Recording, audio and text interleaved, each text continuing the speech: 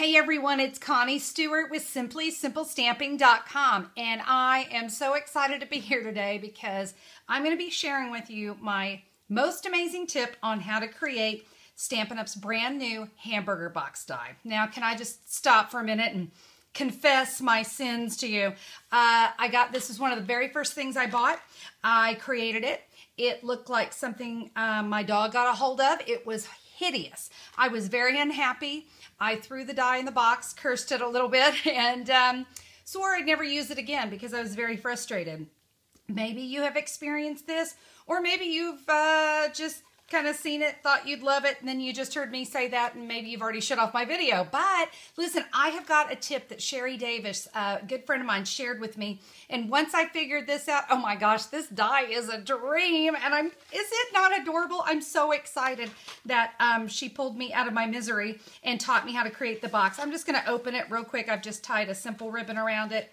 It's got some little tabs to hold it shut. It is really just the most adorable box. I know I'm going to have a lot of uses for it. So now I'm going to share with you these fabulous tips so that you can have a beautiful hamburger box yourself. Let's get started. Okay, so let's talk real quick about the die itself. It is one of our extra large dies. You can see it's very long. So it is going to take a little more cardstock. We're actually going to be doing it with just one sheet of cardstock. I have cut a piece down 11 inches by 5.5 inches. Now you see I'm not quite getting that there. So the strip that I have left over, I'm just going to take that and put it right there. So I've got everything I need to cut. Let me show you too what we've got right here. Stampin' Up has graciously given us these two adorable tags right here. You can choose to cut them or not. Either way is fine. Now the other thing, you're either going to need to use 2 extra large cutting pads or the crease pad. Now I'm going to be honest, I have some dies that I need the crease pad for, and let me bring that one in. You can see it's been well loved. Sometimes I need the crease pad, other times I don't. The crease pad is used whenever you have scoring lines in your die, which obviously this hamburger box does have a lot of them. But I have to tell you, I found what worked best for me on this die, and I want you to try it out on your own, but I found I used 2 cutting plates. Now, when I say try that out on your own, I'm going to be honest with this die. I would always recommend on a new die, especially something that has to be assembled, always do a couple, run them through, test it, play with it, get the hang of it before you go pull in your good cardstock. So keep some nasty contraband cardstock. You would never do this with Stampin' Up cardstock. I know you wouldn't. So anyway, we've got that already. We're going to run that through the Big Shot. I'm not going to be using the labels on this one, but this is what it looks like when it all comes out of the die. All right, so here are the tricks to putting it together. You can kind of see on this end that I've got, all my little score lines, but you're going to see these little funky little triangles here. And what I want you to do, there is a score line right in the middle of those triangles. The trick that Sherry taught me was to cut these instead of folding them. Because what happens when you fold is that gravity starts to work against you a little bit. But the other trick that I discovered is when I cut them, it allows me, sorry guys, it's really hard to see in this light, to know where to cut. The other thing that I noticed is that when I go to do all my folding, I can get some really nice crease lines out of it because I can get into this area when I'm not. What you were having to do is you're trying to fight and fold these lines, but you've got this little corner here that's fighting against you. So let me show you what we're now going to do. We're going to come in with our bone folder, and you can see because I've cut that line, it now gives me the ability to fold and use my bone folder to crease all of my score lines in. As I said before, the way it was designed, and I'm not saying it's a flaw in the design, it just frustrated me. That's all I'm going to say. So we're going to take all of those, give those all a fold. There is one right here in the middle of your box. On this one that's right here in the middle, I want you to score or, crease it one way and the other way because this is the lid and you want it to be kind of flexible. So I've given that a few little scores going each direction. Now, you do have some little tabs right here. We want to grab those. And then on these little corners that we trimmed, I want you to just fold them to the inside of the box and give those a good crease as well. So just fold those out. I'm going to get all these creased and I'll be back and I'll show you my next trick. All right, we've got everything folded. Everything is all good to go. Remember, you do have a lot of these little triangles that you've got to get folded back, so make sure you've got them all. Now, to put our box together, I found the quickest, easiest thing are mini glue dots.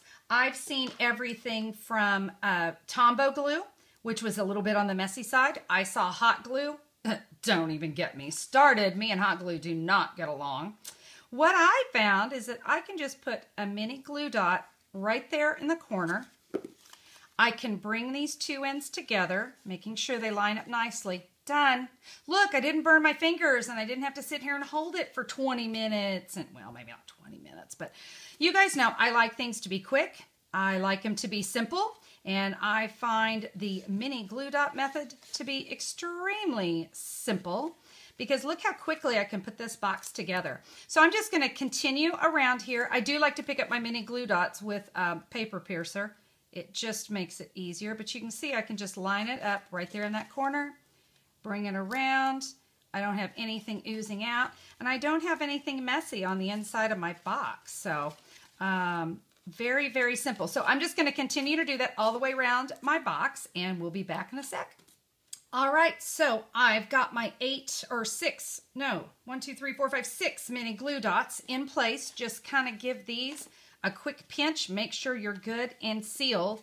And you can see, look how nice all my little corners meet up. I don't have any glue oozing out of it. I'm good to go. I want to come in now and show you how to do these little tabs, because we do have to adhere these down.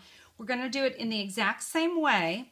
But you can see this one is going to line up right here so that little tab sticks out. So you kind of want to pay attention.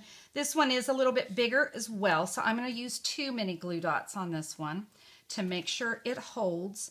So I'm going to put those right there. Let me bring the up to the camera there so you can see. I just want to line this up right there. So this is what we're shooting for, is that area. Let's give that a press. I'm going to repeat that on the other side. All right, so we'll give all those. Everything's got a good pinch. Everything is good to go. You can see, I feel like the inside of my box is very, very pretty. And that's what's important to me. As I said, the first time I made it, it was a mangled mess. Now, these, the little ends with the tab, that is the bottom of your box. So these little fun, little funky guys here, that's the bottom of your box, so you can fill it. When you bring this around, these tabs are going to slide right through these little slots here. Now, I'm going to tell you, I found it a little bit tough, but guess what? I have my paper piercer out anyway. So from the inside, I'm giving this, just stretching that out just a little bit. The reason I'm doing it from the inside, because I do realize I'm kind of manipulating that cardstock and I don't want the tabs to catch on it. So you can see, just kind of put your paper piercer in there, stretch that out. Now my little tabs will fit just right. Well, of course. Now they really do, I promise you. Get in there. Okay. Well, maybe I need to stretch it a little bit more. All right. So once we've got that, we can, as I said, you can fill it, you can decorate it. There we go. That's where those little tabs are supposed to go. They really do go in there nicely. And I will tell you, once you've kind of got them on there once, at least with the first one that I did, they slide right back in like immediately. Once you've kind of got it all set, that when I open and close it again, they just kind of said, oh, hey, there's home. Let's go in those little slots. So at this point, you can now decorate and have some fun. So let me bring in my original here. So I just filled it with some Jelly Bellies because they're my favorite. Let me find a black one here. There we go. Okay, those are my favorite. Okay. I decorated it up with some designer paper. I have that cut at about 2.5 inches by 2 1/8 inch. It fit in there pretty nicely. While I was at it, I went ahead and put one on the inside as well, same size. And you can see here on the front, I used the I Love You, and that is from the Labels circle die, the Thinlit die. I'll get it right, guys. And it just had a nice little I Love You. And the heart that I have there in the middle is actually from the Itty Bitty Accent collection. So is the star. So it was kind of nice to be able to fill that in. I then took some of our crushed curry new striped ribbon. And I've got probably about, 18 inches of ribbon. And I just tied it around and put it in a simple square knot. What I love about this one, let me kind of see if I can show this here. The sides kind of collapse a little bit. So you can easily slide this ribbon off and get the ribbon back on. But when you tie the ribbon, and let me just bring in some ribbon so you can see. When you tie this ribbon, don't come in real tight. You know, well, it's just going to go all over the place today. It's a Friday. Okay, so when you tie this, don't tie it real tight that the sides of the box collapse. We kind of want it to keep that hamburger box feel, and this we want to kind of puff out.